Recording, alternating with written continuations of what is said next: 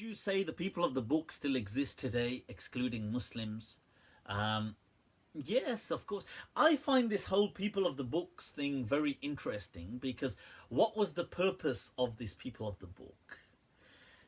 The people of the book was a way to build bridges. I think not only does that exist, but maybe it can be extended. Because, you see, you could say the people of the book were, the Jews and the Christians, but then in the text it's extended to the Majus, the Zoroastrians, the Persians. You see, that's interesting because the Persian dynasty, which was such a superpower, and the Christians who were there were a superpower as well, and Islam primarily focused on them because of the shared heritage. But then it started to extend it to the Persians. And in many ways, the Persians went on to perhaps help Islam and Muslims much more than the Christians ever did. Because Muslims kind of took all the administrative structures from the Persians. As the Persians came under Islam, Muslims inherited their kind of aristocracy and their whole system of how to run things. Hence, the Abbasids were much more developed than the Umayyads. Because the Abbasids kind of welcomed the Persian, that kind of Persianization of the administration.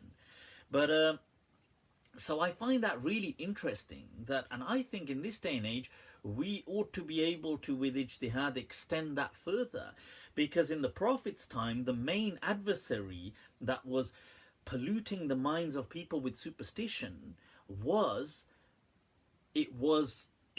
shirk and the mushrikeen. It was not necessarily the Zoroastrians, and it was not the Persians, and it was not the Christians or the Jews that were polluting the minds of people with superstition. So the main adversary was kind of set there, the ideological adversary, and then with the others, bridges were built.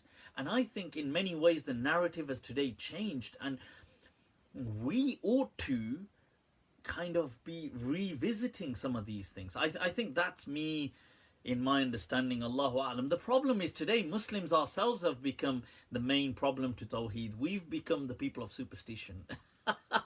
The irony is Muslims today are the people of superstition. So we believe in so much superstition, it's shocking. It's like, we believe in all sorts, it's like, magic, demons, bad omens, don't do this on this day, don't do this on that day. We are so full of superstitions. So that's disappointing. And in many ways, I know this is going to sound really shocking, but in many ways the new age kind of critical atheists and people like this in many ways resemble the first age Muslims and Muwahideen, the people of Tawheed. Because what these people are doing is what the early Muslims were doing. They were critiquing tradition, they were critiquing superstition, and it's just, it's amazing. I think, like, wow. Let's take some questions, people. Let's take some questions.